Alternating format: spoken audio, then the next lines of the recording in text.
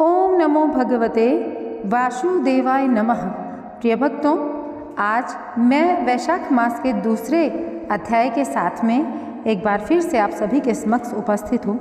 दूसरा अध्याय शुरू करें उससे पहले आप लोगों से कहना चाहूँगी, भगवान श्री हरि आप सभी के जीवन के सारे कष्टों को दूर करके आपका जीवन सदा सर्वदा के लिए सुखमय करें। आपको संतान सुख अवश्य मिले, संतान की तरफ से आपको कोई भी परेशानी ना हो। तो चलिए शुरू करते हैं आज का अध्याय। कमेंट बॉक्स में लिख दीजिए हरि ओम, और हाँ, साथ ही साथ वीडियो को लाइक करके चैनल को सब्सक्राइब भी अभी कर लीजिए, बाद में आप लोग भूल जाते हैं। तो चलिए शुरू करते हैं। पहला अध्याय हमारे चैनल पर पहले ही आ चुका है, अगर आप लोगों ने नहीं सुना है तो अवश्य सुनिएगा। सूत जी कहते हैं, महात्मा नारद के ये वचन सुनकर राज ऋषि अम्बरीश ने विस्मित होकर कहा, महामुने, आप माघ शीस अगहन आदि पवित्र महीनों को छोड़कर वैशाख मास की ही इतनी प्रशंसा क्यों करते हैं? उसी को सब मासों में श्रेष्ठ क्यों बतलाते हैं? यदि माधव मास सबसे श्रेष्ठ और भगवान लक्ष्मीपति को अधिक प्रिय है तो उस समय स्नान करने की क्या विधि है? वैशाख मास में किस वस्तु का दान, कौन सी तपस्या तथा किस देवता का पूजन करना चाहिए? कृपा निधे उस समय किए जाने वाले पुण्य कर्म का भी आप मुझे उपदेश दीजिए। सद्गुरु के मुख से उपदेश की प्राप्ति दुर्लभ होती है। उत्तम देश और काल का मिलना भी बड़ा कठिन होता है। राज्य प्राप्ति आदि दूसरे कोई भी भाव हमारे हृदय को इतनी शीतलता नहीं प्रदान करते जितनी कि आपका यह समागम। नारद जी ने कहा, राजन सुनो, मैं संसार के हित के लिए तुमसे माधव मास की विधि का वर्णन करता हूँ, जैसा कि पूर्व काल में ब्रह्मा जी ने बताया था। पहले तो जीव का भारतवर्ष में जन्म होना ही दुर्लभ है, उससे भी अधिक दुर्लभ है वहाँ मनुष्य की योनि में जन्म लेना। मनुष्य योनि होने पर भी अपने अपने धर्म के पालन में प्रवृत्ति होनी तो और भी कठिन है, उससे भी अत्यंत दुर्लभ है भगवान वासुदेव में भक्ति, और उसके होने पर भी माधव मास में स्नान आदि का सुयोग मिलना तो और भी ज़्यादा कठिन है। माधव मास लक्ष्मीपति को बहुत अधिक प्रिय है। माधव वैशाख मास को पाकर जो विधि पूर्वक स्नान, दान तथा जप आदि का अनुष्ठान करते हैं, वे ही मनुष्य धन्य एवं कृतकृत्य हैं। उनके दर्शन पाद मात्र से पापियों के पाप दूर हो जाते हैं और वे भगवत भाव से भावित होकर धर्म आचरण के अभिलाष बन जाते हैं। वैशाख मास के जो एकादशी से लेकर पूर्णिमा तक अंतिम 5 दिन हैं, वे समूचे महीने के समान महत्व रखते हैं। राजेंद्र, जिन लोगों ने वैशाख मास में भली भांति के उपचारों द्वारा मधु दैत्य के मारने वाले भगवान लक्ष्मीपति का पूजन कर लिया, उन्होंने अपने जन्म का फल पा लिया। भला कौन सी ऐसी अत्यंत दुर्लभ वस्तु है जो वैशाख के स्नान तथा विधि पूर्वक भगवान के पूजन से नहीं प्राप्त होती?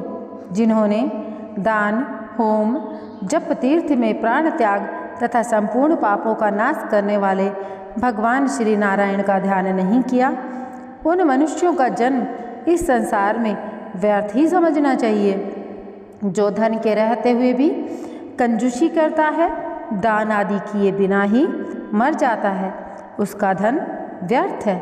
राजन, उत्तम कुल में जन्म, अच्छी मृत्यु, श्रेष्ठ भोग, सुख, सदा दान करने में अधिक प्रसन्नता, उदारता तथा उत्तम धैर्य, ये सब कुछ भगवान श्री विष्णु की कृपा से ही प्राप्त होते हैं।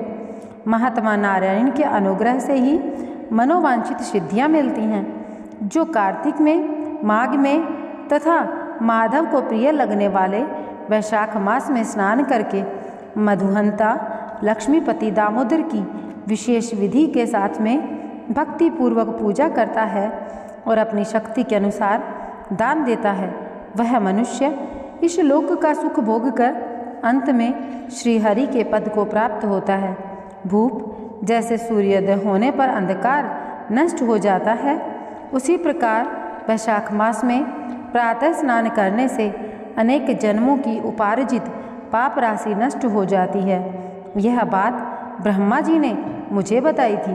भगवान श्री विष्णु ने माधव मास की महिमा का विशेष प्रचार किया है, अतः इस महीने के आने पर मनुष्यों को पवित्र करने वाले पुण्य जल से परिपूर्ण गंगा तीर्थ, नर्मदा तीर्थ, यमुना तीर्थ तथा सरस्वती तीर्थ में सूर्योदय के पहले स्नान करके भगवान मुकुंद की पूजा करनी चाहिए।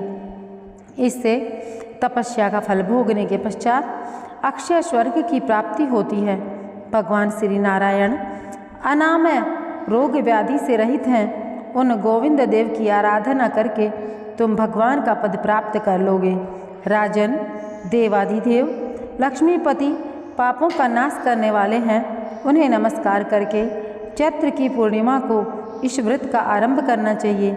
व्रत लेने वाला पुरुष यम नियमों का पालन करे, शक्ति के अनुसार कुछ दान दे, हविष्य अन्न भोजन करे, भूमि पर सोए, ब्रह्मचर्य व्रत में दृढ़तापूर्वक स्थित रहे तथा हृदय में भगवान श्री नारायण का ध्यान करते हुए कृच्छ आदि तपस्याओं के द्वारा शरीर को सुखाए। इस प्रकार नियम से रहकर जब वैशाख की पूर्णिमा आए उस दिन मधु तथा तिल आदि का दान करें। श्रेष्ठ ब्राह्मणों को भक्तिपूर्वक भोजन कराएं, उन्हें दक्षिणा सहित धेनु दान में दें तथा वैशाख स्नान के व्रत में जो कुछ त्रुटि हुई हो उसकी पूर्णता के लिए ब्राह्मणों से प्रार्थना करें। भूपाल, जिस प्रकार लक्ष्मी जी जगदीश्वर माधव की प्रिया है, उसी प्रकार माधव मास भी मधुसूदन को प्रिय है।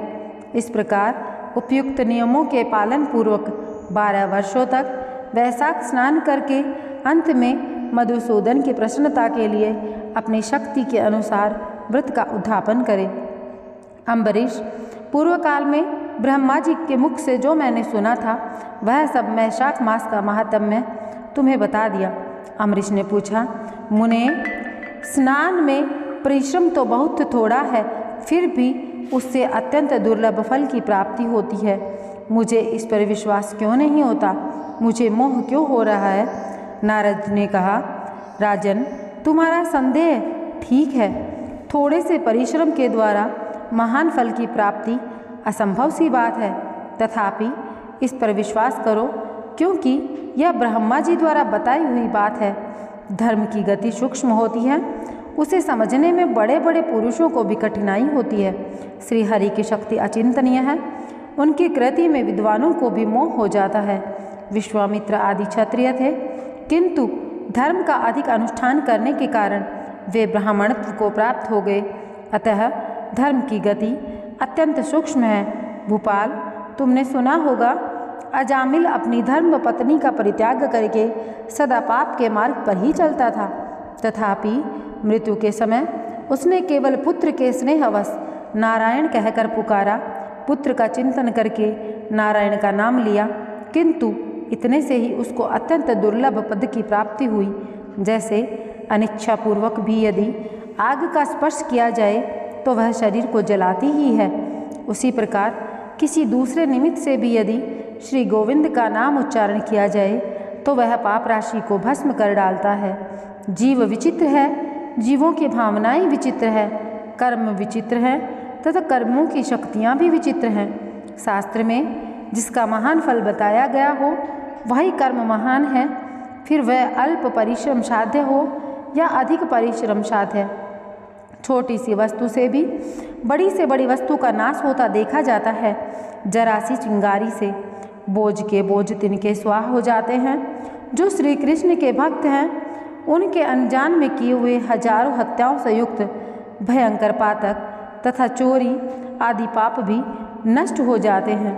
वीर, जिसके हृदय में भगवान श्री विष्णु की भक्ति है वह विद्वान पुरुष यदि थोड़ा सा भी पुण्य कार्य करता है तो वह अक्षय फल देने वाला होता है। अतः माधव मास में माधव की भक्ति पूर्वक आराधना करके मनुष्य अपनी मनोवांछित कामनाओं को प्राप्त कर लेता है। इस विषय में संदेह नहीं करना चाहिए। शास्त्रोक्त विधि से किया जाने वाला छोटे से छोटा कर्म क्यों न हो, उसके द्वारा बड़े से बड़े पाप का भी क्षय हो जाता है तथा उत्तम कर्म की वृद्धि होने लगती है। राजन, भाव तथा भक्ति दोनों की अधिकता से फल में अधिकता होती है।